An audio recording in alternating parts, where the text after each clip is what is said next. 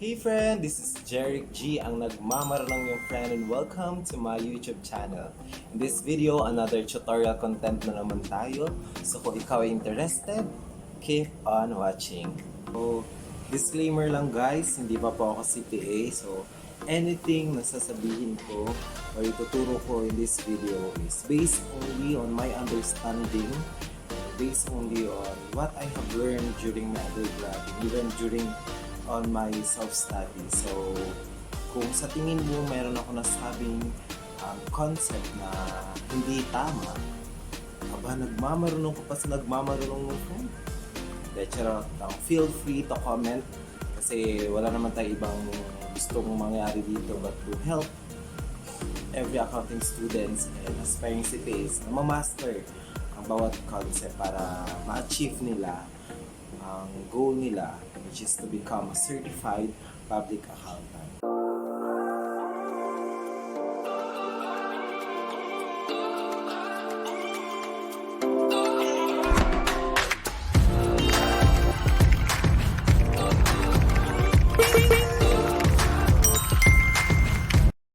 Okay, as you can read, I will be discussing the partnership formation. So, concept with sample problem para mas maintindihan nyo kung paano nga ba ang partnership formation. So, ano ang main focus sa partnership formation? Of course, ang pinaka dapat mong malaman sa partnership formation is magkano yung initial investment ng isang partner sa partnership. And syempre, before ka maka-arrive sa initial capital investment ng partners, dapat itong partner na ito meron siyang asset na i-contribute. Ano yun? It could be money, property, or even services na i-contribute niya sa partnership. Para, alam mo yun, kasi mamaya i-discuss ko yung definition. And syempre, dito rin natin malalaman kung paano natin i-value yung kinontribute ng partner na ito. So, with that, but before that, let's have some definition of terms muna para throughout the tutorial, medyo at least kahit paano may idea na kayo. So, unang-una na i-define natin is yung partnership. So, ano nga bang partnership? Partnership is a contract of two or more persons. So, kontrata daw siya ng dalawa. At least dalawa kayo or more persons. So, hindi pwede makipag-contract ka sa sarili mo. 'Di ba? Hindi mo matatawag na partnership 'yon. Kailangan dalawang tao. 'Di ba? A contract of two or more persons. So, wala naman siyang limitation as to the numbers of person na pwede mong na pwede sa partnership. 'Di ba? Basta may minimum na two persons who bind themselves. So, itong word na bind themselves, ibig sabihin, nakipagkontrata ka at nag-agree kayo. Ibig sabihin, mutual yung pag-agree nyo. Dalawa kayo nag-agree to contribute money, property, or industry to a common fund. So, ano ito? Ito na yung sasabi ko kanina na ito contribute ng isang partner sa partnership. It could be money, property, industry to a common fund. So, yung common fund na tinatawag dito, ito yung partnership mismo. With the intention of dividing the profits among themselves. Of course, hindi ka papasok ng partnership kung alam mong hindi ka kikita. So, yun yung definition ng partnership. Dalawang tao o mas marami ang nag-agree na magbibigay, magko-contribute ng pera, property, or trabaho man yan para magkaroon ng kita. At yung kita na yon, i-divide nyo yon sa isa't isa. Ano pa? Capitalist partner. So, ang capitalist partner, ito yung partner na ang contribution niya ay property or pera sa partnership. So, ano naman ang tawag kapag industry? From the word industry. So, industrial partner, ito naman yung kinontribute niya yung service niya or skills or industry niya sa partnership. Pwedeng yung pagiging expert niya sa management, pwedeng yung pagiging magaling niyang singer, kinontribute niya yon, or pwedeng yung pagiging magaling niyang host, Yon, 'di ba? As long as basta skill mo yung kinontribute mo sa partnership, so tawag sa'yo industrial partner. Next is capital ratio. So yung capital ratio, ito yung equity interest na pinag-agrihan ng partners sa capital ng partnership. So halimbawa, tatlo kayo nagbuo ng partnership. Tapos sabi nyo, kailangan sa partnership na ito, meron akong 35% na capital ratio. So, ano man ang mangyari, dapat 35% ang capital ratio ko. So, yun yung capital ratio. Pero hindi naman siya nag-fix sa 35. Pwede siyang 50-50, kung dalawa kayo, 40-30-30, depende, or 40-25-35. Depende nga sa agreement, 'di ba? O sa pinag-agrihan ng bawat partners. And lastly, the capital credit. So, sometimes kung ano yung capital ratio, yun yung capital credit. At sometimes, ano yung capital credit? Ito yung na-credit sa capital ng partners. Yun nga, yung balance of the capital of the partners that reflects in the partnership book. So, tawag doon is capital credit. Bakit ko dinidefine to? Mamaya, gagamitin natin yan siya. So, with that, how a partnership is created or formed. So, kanina nabanggit ko na who bind themselves. Ibig sabihin, by agreement. So, a contract of partnership daw is a consensual contract from the word consent. Ibig sabihin, by mere consent, pwede tayo makabuo ng partnership. It is created or formed by the agreement of the partners in oral or in written. So, halimbawa, may tatlong magkakaibigan, si A, B, and C. Tapos, habang nag-uusap sila, napagkasunduan nila na bumuo ng partnership. Tatawagin nilang ABC partnership. So, sa pagbuo nila, tatlo sila nag-oo, sige, gawa tayo ng partnership. So, by that, automatic, may nabuo na ang partnership. So, generally, kahit oral yan or in written, basta nag-agree ang lahat ng partners, merong consent, 'di ba? Automatic the partnership is created. Generally speaking, a contract of partnership is created by mere consent. Pero syempre, sabi ko nga, kapag merong general rule, there are exemptions. And merong exemptions na inilahad yung batas as to formation of the partnership. Ano yon? Unang-una, where immovable property or real rights are contributed to the partnership regardless of the amount thereof. Anong immovable property? Ito yun yung building, equipment, yan, mga makikita mo sa property, plant, and equipment. And real rights, ano yung real rights? Ito yung mga rights mo na pinanghahawakan mo against the world. Yun yung real rights. Pero anong example nito? Copyright, patents, usually mga intangible assets. Halimbawa, yung patent mo, 'di ba? Yung patent mo, kinontribute mo siya sa partnership. So, kapag daw ganun yung kinontribute mo or yung building, so regardless of the amount, kahit pa dos lang yung value ng building mo, kailangan yung partnership contract nyo ay naka-public instrument. 'Di ba?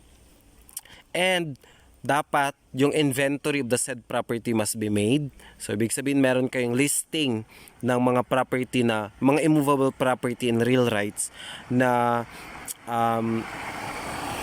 meron kayong inventory or listing ng immovable property or real rights na kinontribute nyo sa property, ay sa partnership, and dapat signed by the parties. Ibig sabihin, permado ng mga partners, and naka-attach ito doon sa public instrument na contract nyo na partnership. So, anong effect kapag hindi nyo nasunod ito? Unang-una, yung partnership contract nyo is void. Ibig sabihin, parang hindi kayo bumuo ng partnership. Parang null and void, walang effect yung partnership nyo. 'Di ba nga kanina sinabi ko, kapag nag-agree lang, automatic makikreate ng partnership. So dahil nga meron exemption na sinabi ang batas na kapag ganito na yung mga na-contribute mo o yung i-contribute mo, kailangan mo siya i-comply. Otherwise, magiging void yung contract nyo. And pangalawa, the partnership will not have any juridical personality. What is the juridical personality? Ito yung titingnan ng batas as juridical person. Ibig sabihin, parang person na siya na create lang ng batas. Basta titingnan na siya ng batas as tao. Kumbaga, may existence na yung partnership mo. Pero, syempre, dahil hindi mo nga kinumply, hindi titingnan na batas na may existence yan na nag-exist yan yung partnership mo. So, kailangan mo i-comply ito. Pangalawang exemption, where the capital of the partnership is 3,000 or more in money or in property. Actually, itong batas na ito masyado ng luma. Kasi 3,000 pa lang oh. So, sa 3,000 ba, parang masyadong maliit yung 3,000 para maging capital ng partnership. Pero yun nga, kapag capital mo raw is 3,000 or more, kailangan naka-public instrument din siya and registered with SEC or the Securities and Exchange Commission. Effective if the above requirements are not complied with. So kapag hindi mo naman daw na-comply ito, yung contract nyo valid pa rin, 'di ba? And accordingly, titingnan ng batas na existing yung partnership na binuo mo. So hindi pala siya mandatory. Kumbaga, kahit na hindi mo ma-comply siya, valid pa rin yung contract nyo. And the liability of the partnership and the members thereof to third persons are not affected. So, hindi naman apektado yung liability nyo sa third person. So, ibig sabihin, kahit na hindi nyo na-comply ito, hindi nyo siya pwedeng sabihin sa third person na, hindi ko na-comply yung requirements so hindi ko nababayaran yung utang ko sa'yo. No. Valid pa rin yung contract nyo. Meron pa rin kayong juridical personality. Therefore, kailangan nyo hindi apektado yung liability nyo sa third person. Okay? So, punta na tayo sa partnership formation. Actually, kapag nagbabasa ka naman ng accounting books, lalo na pag partnership problem, hindi naman nila sinasabi mismo kung na-comply ba ito o ganito ba yung na-contribute niya whatsoever.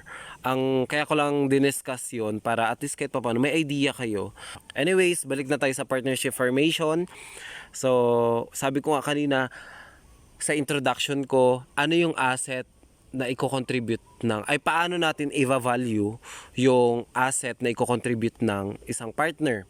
'Di ba yung mga i-contribute niya pwedeng money, pwedeng property, or even his industry or services. So, paano natin yun valuehan? So, unang-una, ang first priority is the agreed value. Remember, ang partnership is created by mere consent. Ibig sabihin, dahil nag-agree tayong tatlo, batas na sa atin yon. Sa partnership kasi, kung ano yung agreement ng mga partners, yun yung batas sa kanila. So, laging nasusunod yung agreement ng partners. So, halimbawa naman, in the absence of agreed value, so, ang basis natin, ang valuation natin sa asset is yung fair value niya. The market value or the appraised value. So, halimbawa, sa problem, binigyan ka ng tatlo. Binigyan ka ng agreed value, binigyan ka ng fair market value, binigyan ka ng appraised value. Ano yung gagamitin mo doon? Unang-una, yung agreed value. Halimbawa naman sa problem, hindi ka binigyan ng agreed value, pero binigyan ka ng fair value. Yung fair value yung gagamitin mo. Lagi nyo lang tatandaan, ignore nyo yung assessed value sa partnership formation. Bakit? Yung assessed value kasi, for tax purposes lamang yon. 'Di ba? So, wala namang problema. Ignore nyo lang siya kasi hindi naman to tax, 'di ba? Partnership formation to, accounting to.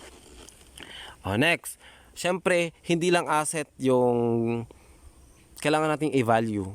Anong sunod? Syempre, may liabilities automatic yan na may kaakibat. Ito pala. Additionally, kapag cash in cash equivalence, face value, lagi iyan, face value yung babasehan natin kapag cash in cash equivalence. Ano ba yung face value? Kung ano yung makikita mo dun sa pera mismo. Halimbawa, meron kang 20 pesos o di 20 pesos yung pag-value mo doon sa pera. Kasi nga, kung ano yung nakikita mo sa face, 'di ba? Yun yung amount niya. Next is the inventory. Of course, sa inventory, meron tayong PFRS dyan. Ang sabi niya dito, kailangan daw lower of cost or net realizable value. Pa. Ang valuation niyan. Okay. And next is, the liabilities daw must be assumed by the partnership in order to be recognized. So, ang liability, ano lang ang mga usual na liability na kaakibat ng kino-contribute ng asset ng isang partner, usually mortgage yan. 'Di ba? And dapat yung mortgage payable na to assumed by the partnership, not by the partners ha. Assumed by the partnership para ma-recognize natin siya sa books of partnership. Otherwise, kapag silent, hindi ina-assume by the partnership yung liability. Next, dahil tapos na tayo sa asset, tapos na tayo sa liabilities, punta na tayo sa capital balance of the partners. So yung capital balance ng partners daw nakadepende sa method na gagamitin. So sa partnership formation, meron tayong dalawang method na pwedeng gamitan. Ano yon? Yung method na yon? The net investment method. So sa net investment method, what you contributed is your capital credit. And walang capital ratio na given sa problem. So, ibig sabihin, dahil walang capital ratio na binigay, so wala tayong susunding capital ratio. So, dahil walang info na ginamit, i-assume natin na yung capital credit ay yung kinontribute niya, yung fair value ng kinontribute niya is yung capital credit niya. Next, ano pang method? That is bonus method. Okay, sa bonus method, what you contributed could be higher or lower than your capital credit. And there is capital ratio given. So sa bonus method, dahil merong capital ratio na binigay, hindi ibig sabihin na yung kinontribute mo, yun na yung magiging capital credit mo. No. Nakadepende pa rin sa capital ratio na binigay. 'Di ba? So ano yung bonus method? Yung bonus method, ito yung any increase or decrease in the capital credit of a partner is deducted from or added to the capital credit of the partners. Ibig sabihin, halimbawa sa sa example problem ko kanina, si A, B, and C nag-create ng partnership. And si A, ang kinontribute niya 100. Tapos ang capital credit lang sa kanya is halimbawa meron sila agreement, capital ratio na 50, 30, 20. Tapos ang capital credit kay A is 90 lamang, 'di ba? Ang kinontribute niya 100. Capital credit sa kanya 90 lamang. So saan napunta yung 10? So yung 10 na 'yon, pwede yung dinagdag sa dahil nabawasan ng capital credit ni A, yung nabawas sa kanya, maidadagdag 'yon sa ibang partners, pwedeng kay B or C. So depending on the agreement of the partners, yung bonus kapag silent, pwedeng ganun yung situation by journal entry lamang. Pero pwede mag-agree sila na pwedeng i-cash settlement among partners lang. So halimbawa, yung upon computing the capital credit, na found out natin na yung kay A kulang ng 10. Kasi nga ang 100 yung na-contribute niya, tapos 90 lang yung naiwan sa kanya, 90 lang yung nabigay sa kanya. Pwedeng si A, B, and C, pwede sila mag-agree na bayaran na lamang ng yung 10,000 ni BNC para hindi siya lugi. So dahil personal transaction 'yon, walang entry sa book of partnership. Pwede rin naman na additional investment or withdrawal by the partner yung magiging mangyayari sa bonus. Halimbawa, yung 100 na 'yon, yung na capital credit kay A 90 lang, so dapat magwi-withdraw siya ng 10. So, pwedeng gawin yon by additional investment or withdrawal by the partner. And syempre, kapag ganun yung nangyari, magkakaroon ng entry sa partnership. So ang entry, debit, A withdrawals, credit, cash. So ganon. So yung bonus, kapag silent, automatic idideduct o idadagdag sa ibang partners. Kapag nag-agree sila, pwedeng cash settlement or pwede additional investment or withdrawal by the partner. So sample problem tayo sa net investment method. Ano na nga ang net investment method? What you contributed will be your capital credit. Walang capital ratio na given. So X and Y and Z form a partnership. Their contributions are as follow. X contributed cash worth 60,000, Y contributed cash worth 30,000, and an equipment worth 70,000. The equipment had a mortgage payable of 40,000, which is assumed by the partnership. Okay, dahil assumed by the partnership yung liability, so pwede nating i-recognize yung mortgage payable. So si X meron 60,000, si Y merong 30,000 plus 70,000 minus 40,000, meron din siyang 60,000.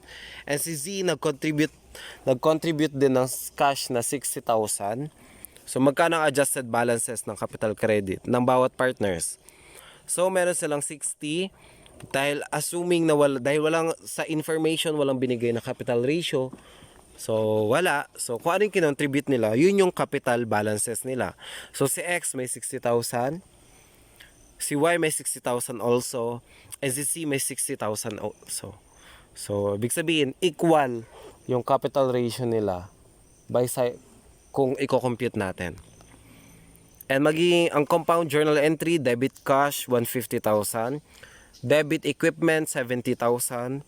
Credit mortgage payable na 40,000. And itong 60 na to, ito yung na-compute natin kanina. Yan, ito yon. So, kopyahin lang natin. And yan yung magiging compound journal entry. Next naman, sample problem using bonus method. So, si X, Y, and Z form a partnership. Their contributions are as follows. X contributed cash worth 60,000 and his expertise. So, pwede ba yon? Pwede. Kanina nga sinabi ko, pwedeng i-contribute yung industry or skills mo. Y contributed cash worth 30,000 and an equipment worth 70,000. The equipment had a mortgage payable of 40,000 which is assumed by the partnership. So, assume ulit ng partnership yung mortgage payable.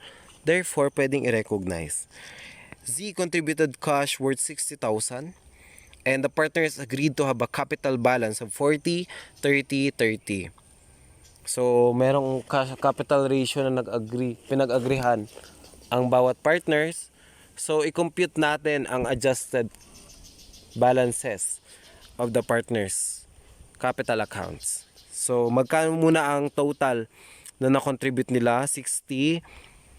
Si X, 60 plus his expertise. Si Y, 30 na cash and net equipment na 30 rin, kaya 60 din siya. Tapos, si Z, 60,000 din na cash din. Kaya net din siya na 60,000. Total of 180,000. Pero dahil bonus method ito, hindi ibig sabihin na kung ano yung kinontribute nila, yun na yung magiging capital credit nila. Pwedeng mas mataas sa kinontribute nila yung capital credit sa kanila o pwedeng mas mababa. Depending on the capital ratio na binigay, which is the 40, 30, 30. So, paano yon? Ito. So, ang actual contributions nila is 60, 60, 60. Pero, merong capital ratio na 40%, 30%, and 30%. So, kunin mo yung total actual contributions. Tapos, i-times mo siya, i-multiply mo siya sa capital ratio na pinag-agreehan nila. So, 180 times 40 kay X, ang capital credit niya is 72. So, kay Y naman, 54, kay Z, 54. Bakit tumaas yung capital credit ni X? Kasi nga, mas mataas din yung capital ratio niya kumpara sa dalawa. Which is sa kanya 40, Sa dalawa, 30-30 lamang. And possible na reason kung bakit mas mataas ang capital ratio niya, kasi si X, magko-contribute siya ng kanya expertise. 'Di ba? So kaya tinaasan nila yung capital ratio ni X. And kung titingnan nyo yung total na actual contributions and capital credit, same lang na 180,000. Ang ginawa lang, nagkaroon lang ng internal arrangement sa bawat partners, pero ganun pa rin naman yung total capital ng nasa partnership. Okay? So the compound journal entry is debit cash 150, debit equipment 70, credit mortgage payable, credit X capital na 72, Y capital 54, Z capital 54.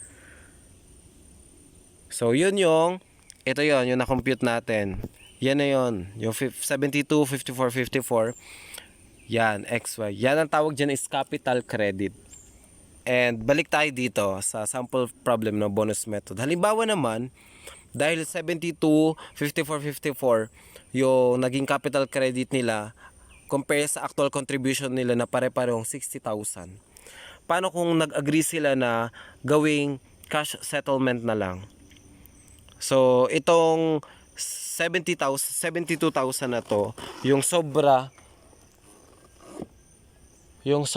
sa 60,000 na 12,000, pwedeng mag-agree sila na si Y and Z, bayaran na lang nila si X ng 12,000. Yun yung cash settlement. At pwede rin naman na itong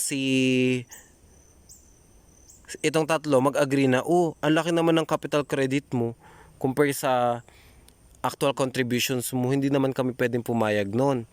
'Di ba? So ang gagawin natin, i-withdraw ko yung kulang sa akin.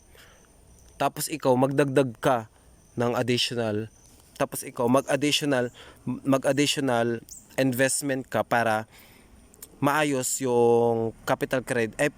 Tapos ikaw X additional investment ka para magtugma yung contributions mo sa capital credit mo. So, pwede naman yun. 'Diba? So, si X magdadagdag siya ng additional 12,000 na cash. Si Y naman mag-withdraw siya ng 6,000 and si Z naman mag-withdraw rin ng 6,000 sa partnership. Pero, ang ending, yung total capital nila is 180,000 pa rin. So, yun lang. I hope na meron kayong natutunan sa ating partnership formation. Thank you! And that's it. I hope na nakatulong na naman itong tutorial content ko sa inyo.